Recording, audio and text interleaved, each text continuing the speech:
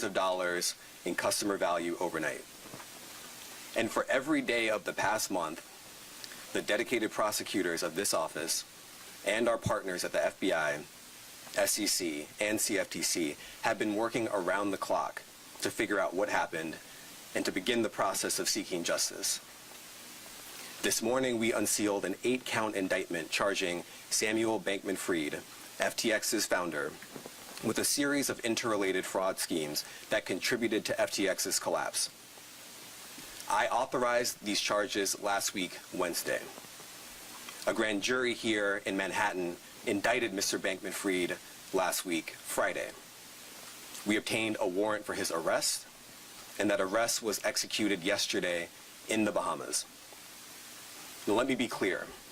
My remarks today are going to be limited. That is by design. This investigation is very much ongoing, and it is moving very quickly. But I also want to be clear about something else. While this is our first public announcement, it will not be our last. The indictment has 8 counts, but effectively, it outlines 4 different areas of misconduct. First, we allege that Bankman-Fried defrauded customers of FTX.com, the cryptocurrency exchange that he founded. Second, we allege that he defrauded lenders to Alameda Research, his proprietary hedge fund. Third, we allege that he defrauded investors in FTX. And lastly, we allege that he violated campaign finance laws. Now, let me say a little bit more about what we allege in the indictment. First, we charge that from 2019 until earlier this year, Bankman-Fried and his co-conspirators stole billions of dollars from FTX customers. He used that money for his personal benefit, including to make personal investments and to cover expenses and debts of his hedge fund, Alameda Research. Secondly, and relatedly, we charge that Bankman-Fried lied to Alameda's lenders about the source of the money that he was using to pay those debts. Third, we charge that earlier this year, in the midst of the crypto crisis, Bankman-Fried lied to investors in FTX about the fact that he had sent billions of dollars in FTX customer money to Alameda. And fourth, we charge that Bankman-Fried violated federal campaign finance laws by causing tens of millions of dollars in illegal campaign contributions to be made to candidates and committees associated with both Democrats and Republicans.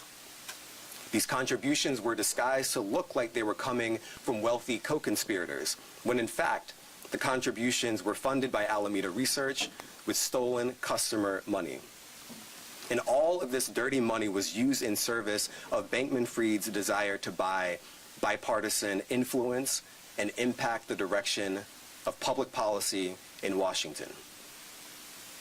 To anyone who is watching this or hears about this prosecution, if you believe that you have been a victim of these schemes or you have information about the conduct that we've alleged in our indictment that we've unsealed today, please let us know.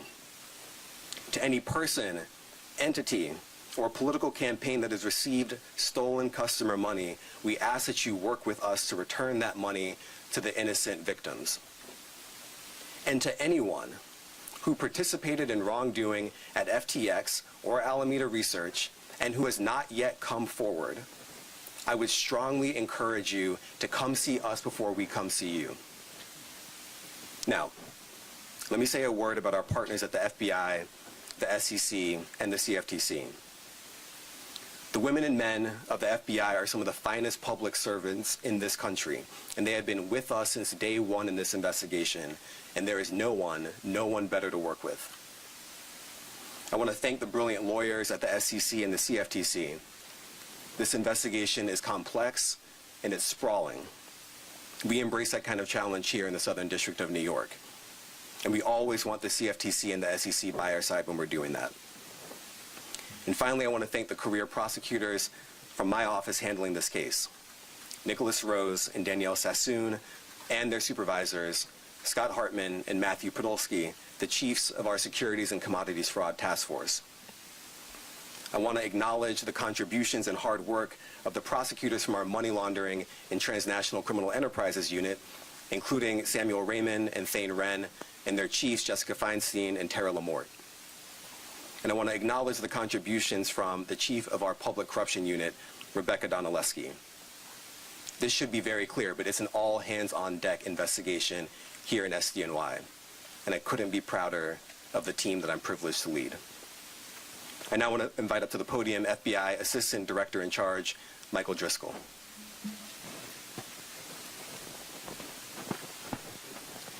Thank you, Damian. So thank you all for joining us this afternoon for this important announcement. This case came together at great speed, in such that it's only possible to be standing here today through tremendous coordination and cooperation from many people and agencies. As the indictment today alleges, Bankman-Fried knowingly defrauded customers of FTX through the misappropriation of customer deposits to pay expenses and debts of a different company. In addition, Bankman-Fried executed deliberate transactions designed to obscure and disguise the misuse of customer funds. He preyed on his customers, the victims of this case, abusing the trust placed not only in his company, but in himself as the lead of that company. We are determined to help the victims of this case get a sense of justice, and we will continue to make every attempt to recover as much of their funds as possible. If you're willing to deceive customers and attempt to hide your actions, we will be persistent in pursuing you and ensuring you are brought to justice. I want to thank Damian Williams and his team at the Southern District for their cooperation and partnership on this case. I also want to thank our partners at the SEC and the CFTC for their outstanding work. A word of thanks to DEA's Aviation Division, their Foreign Operations Group, for their logistics and resource assistance over the past few days.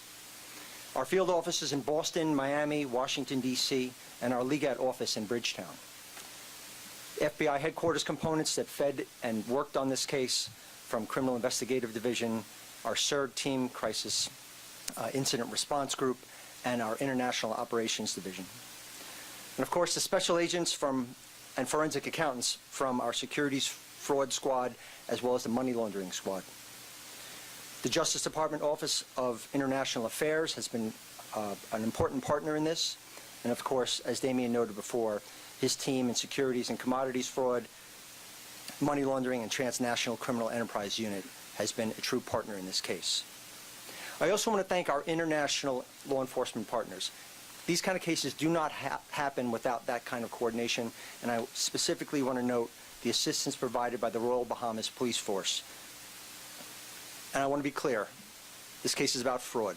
Fraud is fraud. It does not matter the complexity of the investment scheme.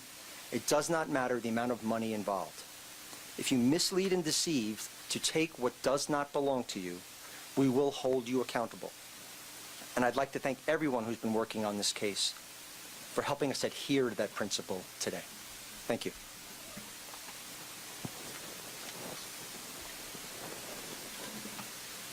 Good afternoon, everyone. I'm Gurbir, Grewal, the Director of the SEC's Division of Enforcement. Today, in a parallel civil complaint, the SEC filed charges against Sam Bankman-Fried, alleging that he orchestrated a years-long scheme to defraud equity investors in FTX Trading Limited, a company that he co-founded and led as CEO until its collapse last month. As alleged in our complaint, starting in 2019 and continuing through November 2022, Bankman-Fried raised more than $1.8 billion from equity investors on the basis of lies. You see, FTX operated behind a veneer of legitimacy that Bankman-Fried created by, among other things, repeatedly touting to investors FTX's top-notch automated risk controls that he claimed protected customer assets, and by repeatedly claiming that those assets were at all times safe, segregated, and secure. But as we allege in our complaint, that veneer wasn't just thin, it was also fraudulent. Because in reality, from FTX's inception in 2019, Bankman-Fried began secretly and improperly diverting FTX customer funds to his crypto hedge fund, Alameda Research. And as alleged in our complaint, he then misused those funds to make undisclosed venture investments, lavish real estate purchases, and large political donations. Bankman-Fried's claims about FTX's sophisticated risk controls and other customer protections were simply bogus. Similarly, his representations to FTX investors and trading customers concerning Alameda were also part of that carefully crafted veneer and were similarly false and misleading. He frequently claimed that Alameda was just another customer with no special privileges at FTX. But in truth, Bankman-Fried directed that Alameda be exempt from the very risk management measures that he touted to FTX investors and to its customers. He also provided Alameda a virtually unlimited line of credit funded by FTX customers. And he also diverted billions of dollars in customer funds from FTX to Alameda. Bankman-Fried's entire house of cards started to crumble as crypto asset prices plummeted in May of 2022, and as Alameda's lenders demanded repayment on billions of dollars in loans. But to continue propping up his empire, we allege that Bankman-Fried diverted billions more in FTX customer assets to Alameda, even as it was increasingly clear that Alameda and FTX could not make those customers whole. In fact, through the summer of 2022, he diverted hundreds of millions more in FTX customer funds to Alameda, which he then used for additional venture investments and for loans to himself and to other FTX executives. All the while, he continued to make misleading statements to investors about FTX's financial condition and about its risk management. And even in November 2022, faced with billions of dollars in customer withdrawal requests that FTX could not fulfill, Bankman-Fried misled investors from whom he sought still more money to plug the multi-billion-dollar holes that he had created. His brazen multi-year scheme finally came to an end when FTX, Alameda, and their tangled web of affiliates filed for bankruptcy on November 11, 2022. That collapse has had far-reaching consequences for FTX customers, for its investors, and for its counterparties. And our investigation into those consequences, into those individuals and entities involved, remains ongoing. But one immediate takeaway from today's announcement should be that non-compliant trading platforms pose dramatic risks to both their investors and to their customers. Among other things, they don't provide them with the same robust level of disclosures and protections against fraud and conflicts of interest. That's what traditional U.S. registered securities exchanges provide. So it's imperative that non-compliant platforms come into compliance. But as Chair Gensler has made clear, the runway is getting shorter for them to come in and to register with us. And for those who do not, the Enforcement Division stands ready to take action. I'd like to recognize the incredible team from our Crypto Assets and Cyber Unit and from across our division responsible for today's action. Devlin Sue, Ivan Snyder, David Brown, Brian Huckrow, Pasha Salimi investigated this matter under the supervision of Amy Hartman, Michael Brennan, Jorge Tenrero, and David Hirsch. Amy Burkhart and David D'Audio will lead the litigation against Bankman-Fried under the supervision of LaDan Stewart and Olivia Che. Finally, I want to commend our partners here at the Southern District of New York under the leadership of U.S. Attorney Damian Williams and our partners at the FBI and the CFTC. This is yet another strong example of the collaboration that you see before you this afternoon. With that, I'll turn it back to U.S. Attorney Williams. Thank you. I'd like to welcome up Gretchen Lowe from the CFTC. Good afternoon. I'm Acting Director Gretchen Lowe, Acting Director of the Division of Enforcement at the CFTC, Gretchen Lowe. Thank you so much for the opportunity to speak today. Today, the CFTC filed a complaint against Sam Bankman-Fried and his companies, FTX and Alameda, charging a fraudulent scheme that dates back to the launch of FTX.com exchange in May 2019. The CFTC's complaint specifically charges defendants with fraud by misappropriation of customer funds, as well as false statements to the public, customers, investors, and Congress about the handling and security of those funds. As alleged, there are over $8 billion in customer losses that we have ascertained as of today. The rippling consequences of defendants' fraud are vast and have done significant damage to the integrity of the evolving digital asset market. The CFTC charges that at Bankman-Fried's direction, FTX customer deposits intended to be used to trade digital asset commodity futures, swaps, and other products were not appropriately segregated by FTX. Instead, customer funds were held in Alameda accounts where they were commingled and misappropriated for a variety of unauthorized purposes, such as use in high-risk investments and other digital asset enterprises, political contributions, and to purchase luxury real estate. As charged, the fraudulent use of customer funds by Bankman-Fried and his companies were inconsistent with the touted FTX terms of service and contrary to numerous public statements made by Bankman-Fried. The CFTC also charges that defendants created features in the underlying code for FTX that allowed Alameda to have essentially an unlimited line of credit on the exchange. Defendants also provided Alameda with unfair trading advantages, including quicker execution times and an exemption from FTX's auto liquidation risk management process. This massive and costly fraud was in the connection with commodities interstate commerce, and as alleged, including Bitcoin, Ether, and Tether, which are the most widely traded digital assets in the world. Bitcoin and Ether also underlie derivatives contracts on CFTC-designated exchanges. Lastly, standing here today with the U.S. Attorney's Office at the Southern District, FBI, and the SEC represents yet another stellar example of the importance of federal regulators and federal criminal authorities working collaboratively and effectively with each other to achieve justice. The teams worked quickly and tirelessly to obtain compelling evidence and to begin to hold those responsible for the FTX collapse accountable, all within a very short time frame. Thank you to all at the SDNY, FBI, and SEC for your cooperation. And thank you to the CFTC team, Nina Rubinsky, Carlin Metzger, Brian Sue, Ben Jackman, Yusuf Japar, supervised by Deputy Director Robert Howell and Chief Trial Elizabeth Pendleton, and many, many others at the Commission who supported the work. I am proud of your hard work, your dedication to the mission of the Commission, and for always acting in the public interest. Thank you. All right, happy to take some questions. Speak up with questions. You're going to pursue charges against his parents, number one. What is the situation with extradition? And finally, he didn't fit the profile of someone who you would think would be behind this. I don't know what the profile is typically, but he wore shorts and a T-shirt. He was incredibly bright. Can you address the fact that he didn't fit the profile and that's part of the way he was able to fool so many people? Well, you can commit fraud in shorts and T-shirts in the sun. I mean, that's possible too.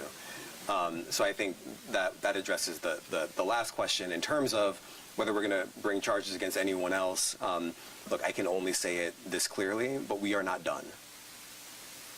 And extradition? Extradition is ongoing in the Bahamas. I don't have anything to add on that.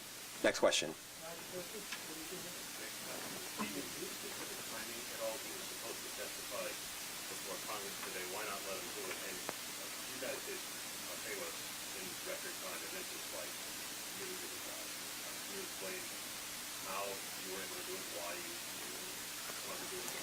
Okay, so on the timing of the arrest, as I mentioned before, I authorized charges last week Wednesday, and he was indicted as a defendant in this district as of last week Friday, and we had a warrant for his arrest. And so the timing was dictated by law enforcement as opposed to any other considerations, including the timing of his testimony in Congress. He was wanted for arrest, and we acted on that. In terms of the speed of the investigation, you're right, this is very, very fast, but I've also underscored that we're not done. But we have a track record here. I think you've seen us, this group in particular, at this podium multiple times since I've been U.S. Attorney, announcing charges in this space with a lot of speed. I think that's a result of the collaboration and the hard work and the determination to make sure that we are acting as soon as possible and no sooner. Next question.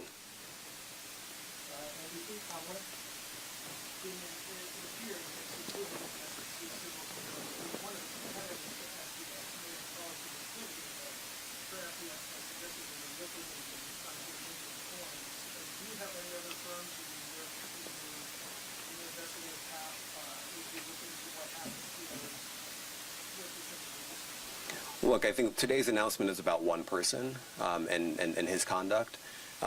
It is fair to say that this office and our partners who are standing with us today are very, very active in this space. I can't say anything more than that. Next question. Ben? Are any of his partners collaborating with you? And if so, is Gary Lane one of those people?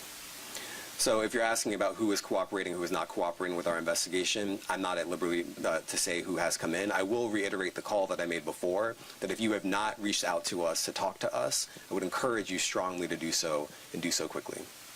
Next question. Ruth, lawyer? Yeah, just to follow up on that, you had said that for anyone at FTX who has not come forward so far, does that imply that there are some who can? And then again, just I think in all of the charges filed today with reference that this seems to have been ongoing essentially since FTX was founded. Is there any sense that something could have been done quicker to prevent the point where the case collapsed? Look, I'll take the last question first. I mean, I don't think it's fair for me to speculate as to what could have been done differently by whom and when to prevent something like this from happening. I mean, we've alleged willful misconduct and fraud. And so ultimately, from where I sit, given my role, I view the fault as being with the people who we have alleged, either in the indictment or references CCs, co-conspirators, as being the people who are responsible for this happening. Can you repeat the first question again? Yeah, you said that anyone at FTX who has not come forward, does that mean that some have? I'm not going to expand beyond what I've said previously. Next question. Sure. On the campaign finance side, do you think any of the elected officials or candidates were aware that these were improper contributions? And it was said just now in the House Financial Services hearing that pending legislation may have been impacted by this flow of funds. Do you have any comment on that? And on possibly seeking remand if and when way comes. Do you intend to say this question? Thanks. Okay, so that's a lot of questions. Look, I'm not going to get ahead of ourselves in terms of what we may or may not seek when he is here. He's currently in the Bahamas, and I'm not going to interfere with that process by making a comment at this point in time. In terms of the contributions that we've discussed today and in the indictment, I'm not going to be able to expand upon who knew what. We have alleged what we have alleged, and if we have more to add at any point, we will do so then. Last question, Larry Newmark, sir. Is there anything more at all about the system? And how does this rank in a district that has prosecuted people like Bernie Madoff? Is this comparable to any other previous financial fraud? Is it one of the biggest ever? Is there any way to categorize? It's so hard to compare these things, but I think it's fair to say that by anyone's lights, this is one of the biggest financial frauds in American history. Any other questions? Okay, thank you, everybody. Thank you.